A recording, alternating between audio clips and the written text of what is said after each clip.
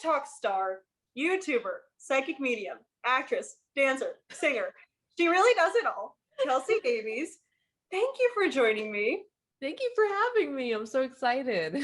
Of course. Well, I feel like my first question should be, is there anything that you don't do? Because you really do it all. Oh But my God. wow, my hat's off to you because you really do a lot of things and you're amazing at a lot of different things. Thank you so much. I So, just do whatever. and you're great at all of it. So, first thing I have to touch on, you're a psychic medium, and this gift to connect with spirits runs in your family. Yes. So, I have to know, when did you first tune into this gift? At what age? So I feel like since I was born for the psychic part, I've had it since I was little, since I could remember. Honestly, it's just like normal to me. I never thought it was different. I know I was a little different, but I didn't know that that was not normal.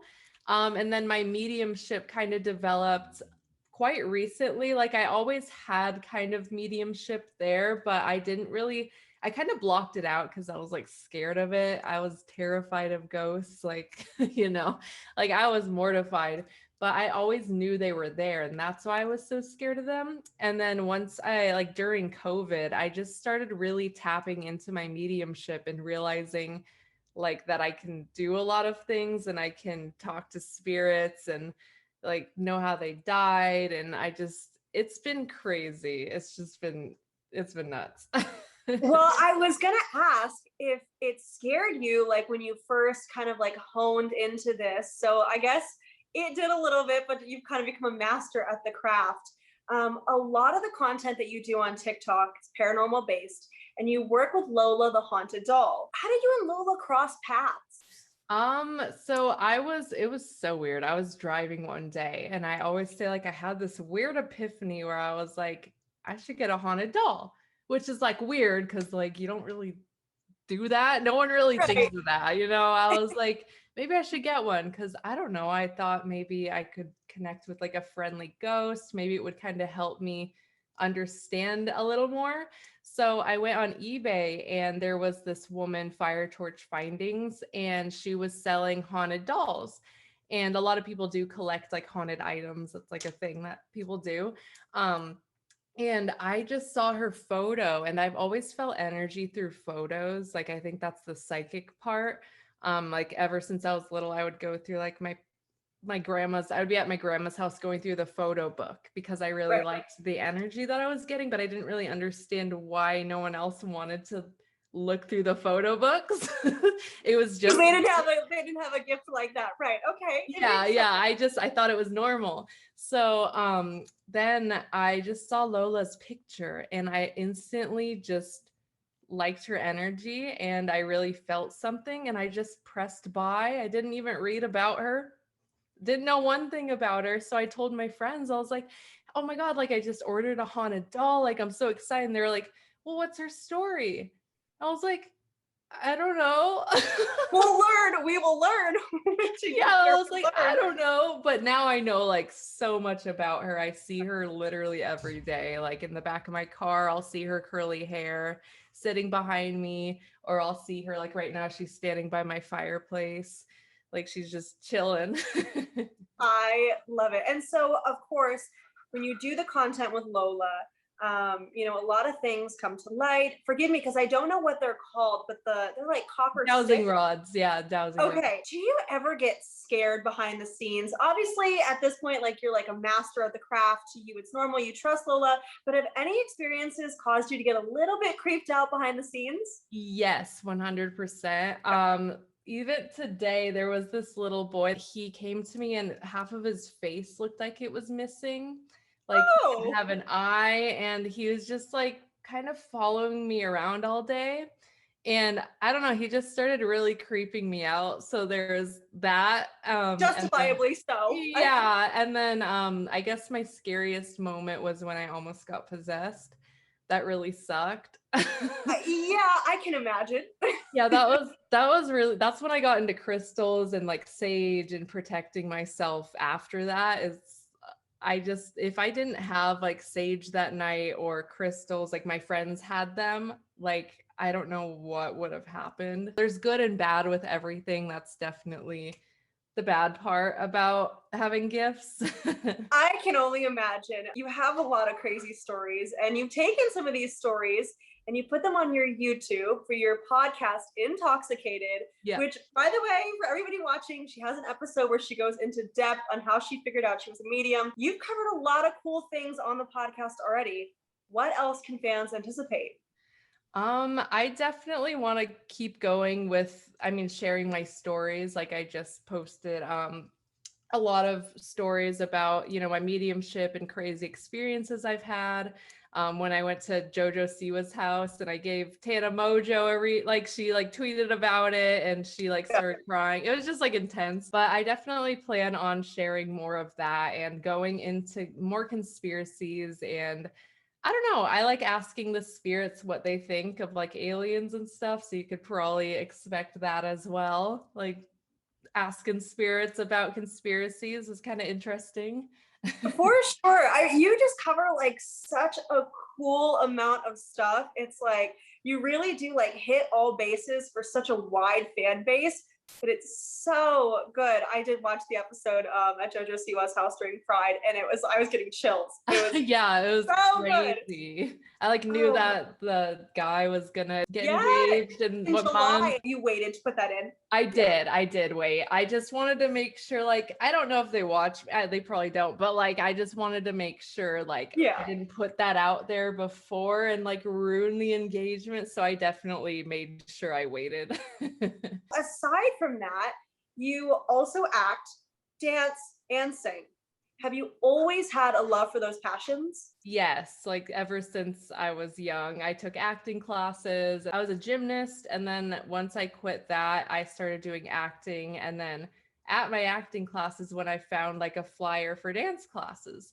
So then I went to Solid Hip Hop, and that's where I learned how to dance. And I taught dance there for I don't know, years. Since I was there from when I was 12 years old to 22, maybe, teaching.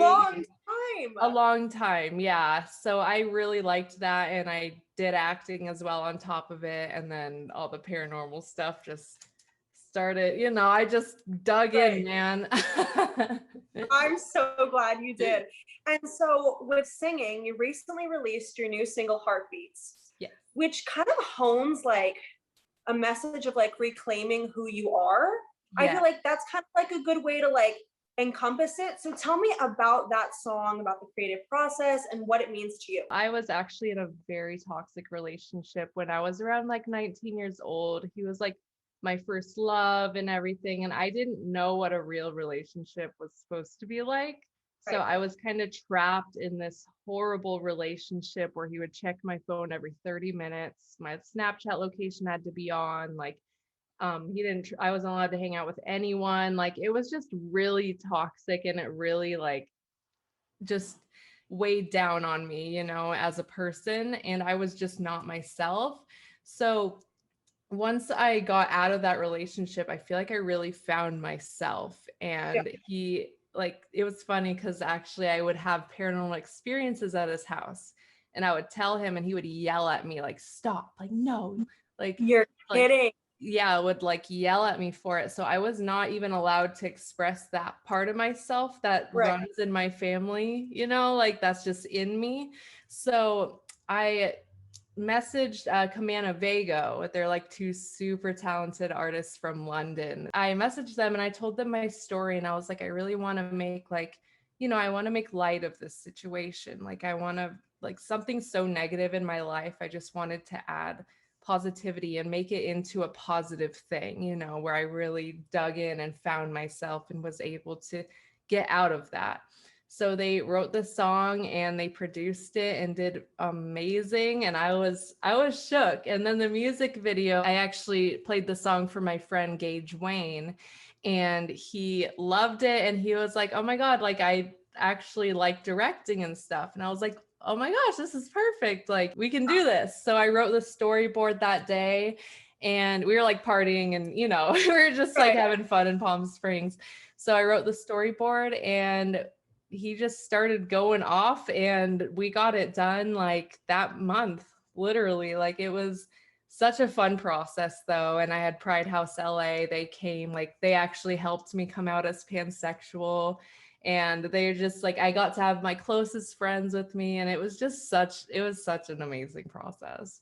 And I did see that Lola made a cameo in the music video a couple times too. So I was happy to see her included in the closest definitely friends. need to be like in it. Absolutely, absolutely. She's like top of like closest friends list for sure. Oh yeah. Oh, for sure. But no, the music video was just so awesome. And I think although it's a really unfortunate situation to have gone through, it is something that unfortunately a lot of people can relate to. And the song is like a total anthem for rising above it. So my hat goes off to you because it's so good. And the music video was just so full of color. It was really just like so interesting to watch and like entertaining. What was your favorite part behind the scenes of, filming the music video?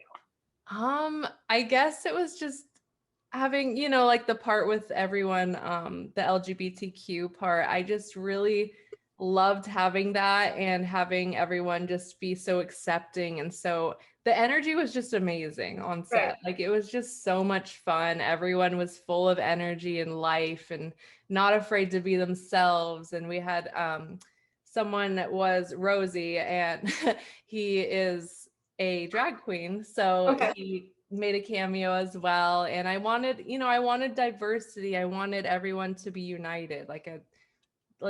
I just wanted to add that unity into the video. Well, all that great energy completely shined through. Like that really delivered in the final like project. So just know that it was well received by fans for sure. Like I definitely got all that amazing energy coming through as I was watching it. Oh, I'm so glad. Yes, absolutely. And so do you have any other projects that we maybe don't know about that we haven't touched on? I know you're a busy girl, you do a lot of different things. So is there anything that maybe I didn't touch on that you have like under wraps? Yeah, so I actually got a demo for a new song yesterday. I've been listening to it all day, practicing. Like it's amazing. I'm so excited. Again. Yeah, I'm super stoked too. So we're working on that. And then there's also a horror movie that may come about. So we're working on that. I'm helping, kind of put it together and helping as much as I can, but I'm just waiting. It's just a waiting game, Oh, I cannot I know, I'm wait. so excited. We love to end our interviews with 3 fun questions. Got a couple picked out for you. Okay. Now, of course, you hang out with a haunted doll and you talk to ghosts. So in my eyes, you're probably fearless. But I'm just curious, are you scared of anything? Is there anything that scares you? Spiders. Okay. Of all the things. Okay. Like there was one, it was so big. It's like, I'm fine with them to look at, but once Right. they start crawling, bleh. No. No. And once you can't see them anymore, like once you know where they're at and then you don't, no. Yeah, I'm like, like that spiders just, All right, good to know, good to know. What is your go-to midnight snack? I guess it would, I got it.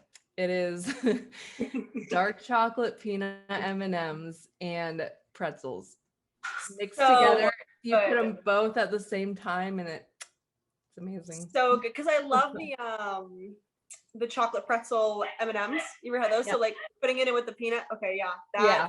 Take your advice on that. And then my last question for you: if you could have one superpower other than the superpower you already currently have, what would it be?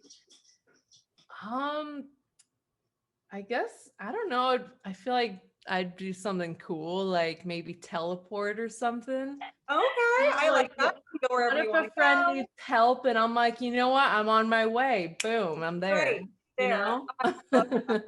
Well, thank you so much for sitting down and chat with us, letting us get an inside look into your world and all your incredible projects. Thank you so much for having me. I love this interview. It's so fun.